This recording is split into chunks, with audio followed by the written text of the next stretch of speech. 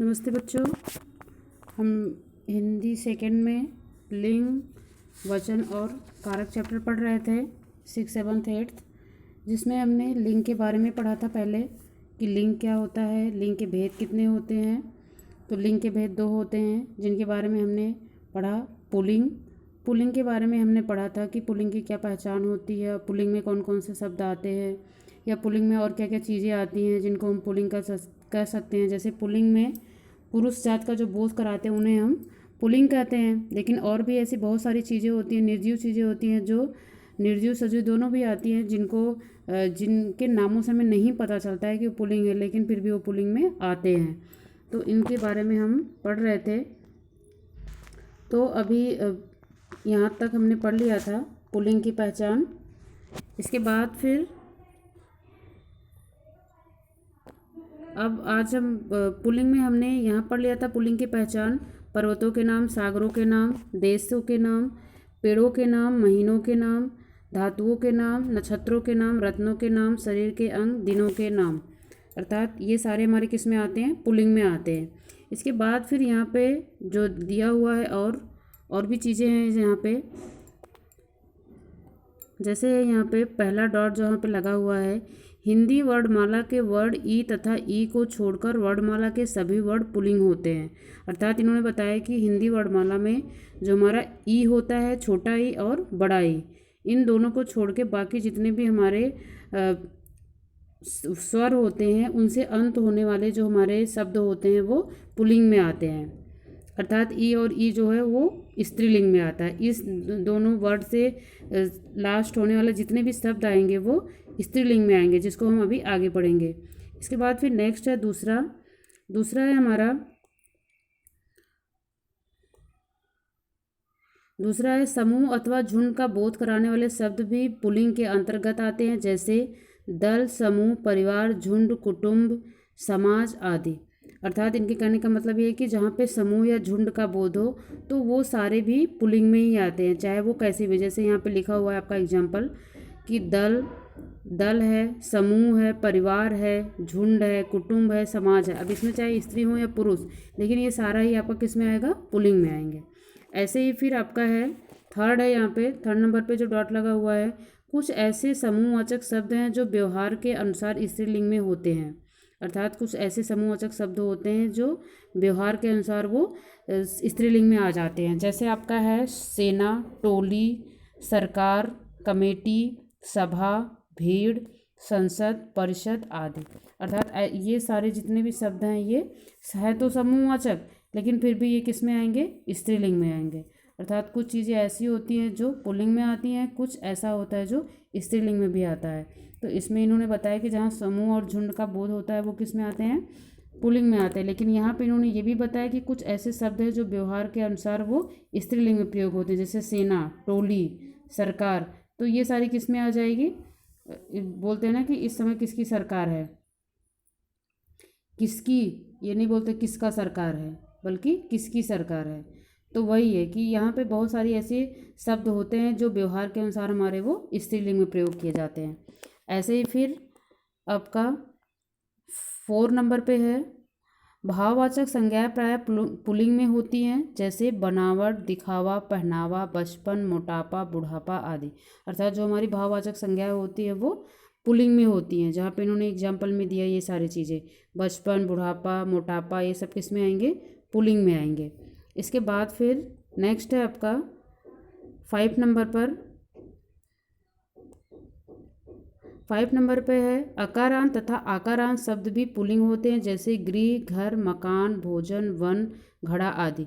आकारांत से क्या मतलब है कि यहाँ पे अकारांत का मतलब होता है जो भी हम शब्द बोलते हैं वो उसके अंत में छोटा आ आता है, और जिसके शब्द के अंत में बड़ा आ आता है उसको हम आकारांत बोलते हैं। जैसे यहाँ पे आप देख रहे हो गृह लिखा हुआ है, घर लिखा हुआ है, मकान लिखा हुआ है, इन सब के अंत में क्या आ रहा है? गृह आ रहा है, घर आ रहा है। इसके बाद फिर यहाँ लास्ट में लिखा है घड़ा, तो इसमें क्या आ रहा है? आ रहा है।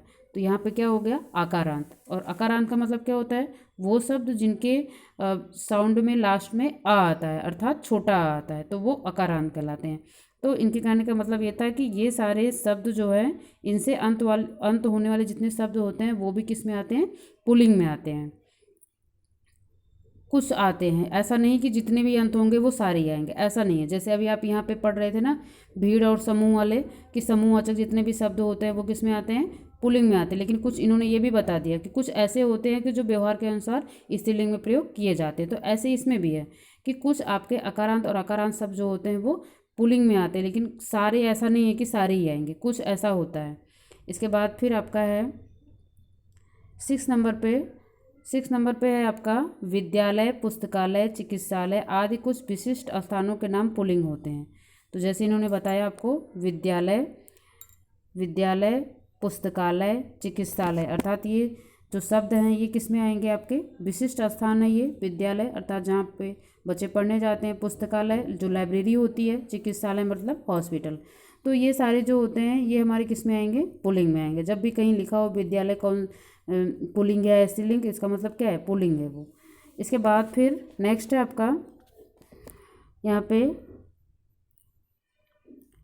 7 नंबर पे है प्रधानमंत्री, राष्ट्रपति, कथाकार, शिष्टाचार, उपन्यासकार, वकील, व्यापारी, अधिकारी, कर्मचारी आदि पदों के नाम पुल्लिंग होते हैं। अर्थात प्रधानमंत्री चाहे वो स्त्री हो या पुरुष वो हमेशा पुल्लिंग में रहेंगे। राष्ट्रपति, इसमें कौन राष्ट्रपति है, चाहे वो पुल्लिंग हो या फिर स्त्रीलिंग हो, लेकिन किस में आएंगे, वो पुल्लिंग में आते हैं। बस ये है कि हम उनके आगे श्रीमती या श्रीमान करके ऐसा लगा लेते हैं उनको पुल्लिंग या स्त्रीलिंग बनाने के लिए। इसके बाद फिर कथाकार अर्थात जो कहानियाँ लिखते हैं, शिष्टाचार शब्द है ये। उपन्यासकार जो उपन्यास लिखते हैं, चाहे वो स्त्री हो या पुरुष हो, जहाँ पे उपन्यासकार शब्द लिखा है तो इसका मतलब वो पुल्लिंग है। अगर वो स्त्रीलिंग होती है तो उसके सामने हम श्रीमती या श्रीमान करके लगाते हैं। इसके बाद तब जाके वो स्त्रीलिंग या पुल्लिंग में अलग डिवाइड हो जाता है, नहीं तो फिर वो पुल्लिंग ही रहता है। वकील, व्यापारी, अधिकारी, कर्मचारी ये सारे किस में आएंगे, सब पुल्लिंग में आते हैं। इनके जो नाम होते हैं वो हमेशा पुल्लिंग में होते हैं।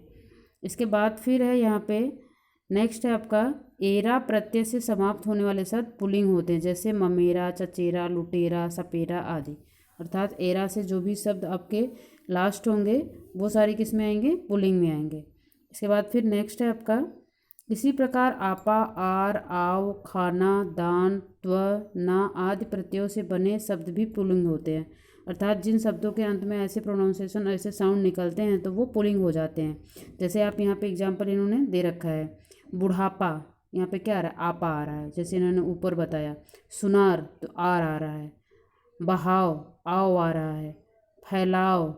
इसके बाद फिर पागल खाना, खाना इन्होंने बताया तो पागल खाना, दवा खाना। इसके बाद फिर दान है, पीक दान, कमल दान, फूल दान। ये सब किस में आ रहे हैं, ये सारे ही आपके किस में आ रहे हैं,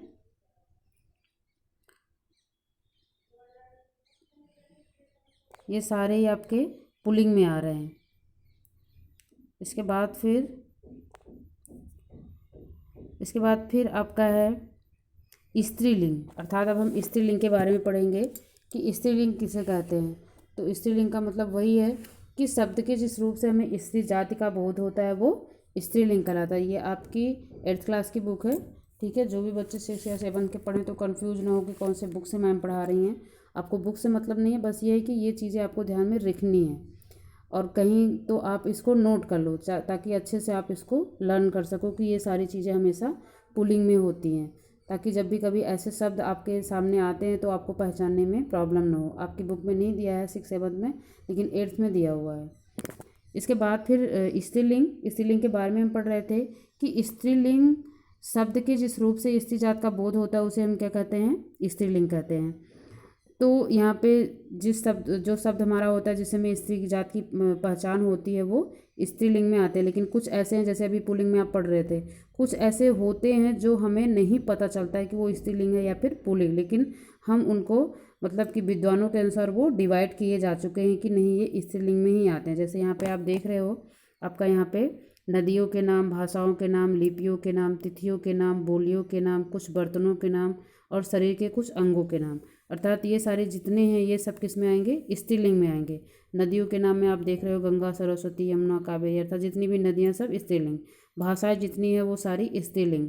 लिपि जितनी है देवनागरी, रोम, गुरमुखी, ये सारी किसमें है, स्त्रीलिंग में आती है। तिथियों के नाम पूर्णिमा, एकादशी, अमावस्या, ये भी आपकी स्त्रीलिंग में आती है। बोली जितनी है अवधि, अर्थात बोली और भाषा दो अलग अलग चीज़ें होती हैं, लेकिन ये दोनों ही आपकी स्त्रीलिंग में आती हैं।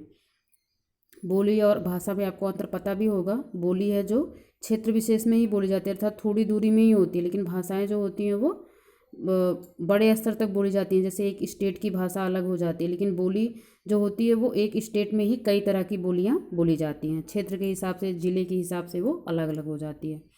तो बोली और जो भाषा है वो दोनों ही आपकी स्त्रीलिंग में आएगी।